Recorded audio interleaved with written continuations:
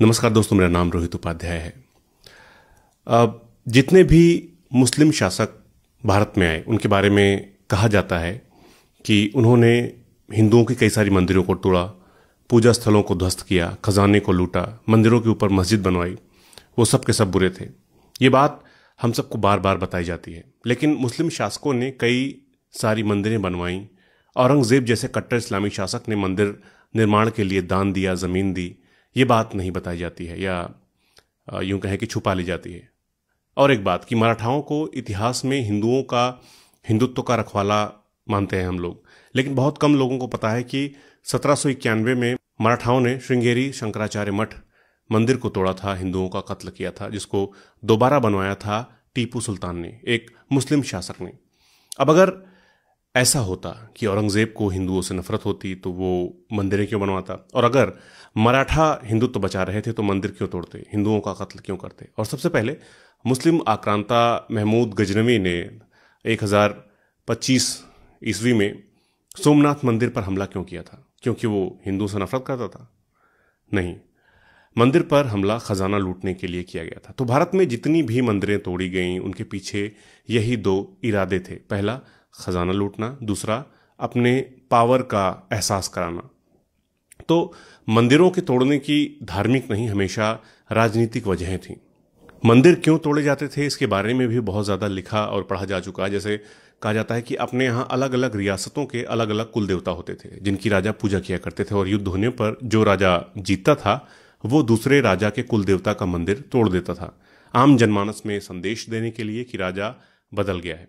अब मुझे पता है कि ये सारी बातें आपको थोड़ी अटपटी लग रही होंगी, इन्हें मानने में, इन्हें समझने में आपको परेशानी हो रही होगी, मगर उस दौर पर लिखी इतिहास की कोई भी किताब उठाकर आप पढ़ लीजिए, यही लिखा है, यही सच है। किसी ढंग की वेबसाइट पर गूगल करके भी पढ़ सकते हैं, मगर हो सकता है कि ये बातें आपके व्हाट्सएप वाले फर्जी ज्ञान से मेल न खाए, इसलिए कई लोगों को ये सच स्वीकारने में थोड़ी दिक्कत हो सकती है। लेकिन जो सही है वो सही है, जो सच है वो सच ही कहा जाएगा। मैं सिर्फ आपको कुछ फैक्ट्स बताता चल रहा हूं। औरंगजेब से ही शुरुआत करते हैं। औरंगजेब ने बनारस का विश्वनाथ मंदिर तोड़ा, लेकिन उज्जैन का महाकालेश्वर मंदिर, प्रयागराज के सोमेश्वर महादेव मंदिर, चित्रकूट का बालाजी मंदिर, गुवाहाटी का उमानंद मंदिर, ऐसे कई मंदिरों को बनवाने के लिए औरंगजेब ने पैसा दिया, जमीन दी। और औरंगजेब ने ही गोलकुंडा की एक मस्जिद को तोड़ा था, क्योंकि वहां के तानाशाह ने लगान देने से मना कर दिया था और मस्जिद के नीचे खजाना छिपा रखा था। इसी तरह मुगल बादशाह जहांगीर ने मंदिर बनवाने के लिए 121 बीघा जमीन दी थी और वृंदावन घूमने भी गए थे। अगर किसी पंडित पुजारी को कोई समस्या होती थी तो वो बादशाह तक जा सकता था और सुनवाई भी जल्द होती थी।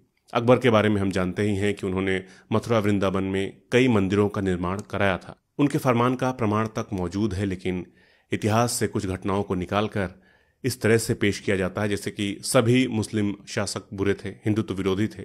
ऐसा इसलिए किया जाता है ताकि झूठ बोलकर हिंदुओं को इकट्ठा कर लें, चुनाव जीत लें। यही बस इनकी राजनीति है, क्योंकि इकोनॉमी संभालना इनके बस की है नहीं, रोजगार दे नहीं पा रहे, महंगाई जबरदस्त तरीके से बढ़ती जा रही है। एक ना एक दिन सभी को यह एहसास हो जाना है कि गलत जानकारी लोगों के दिमाग में भरकर चुनाव जीतने के लिए उन्हें बेवकूफ़ बनाया गया।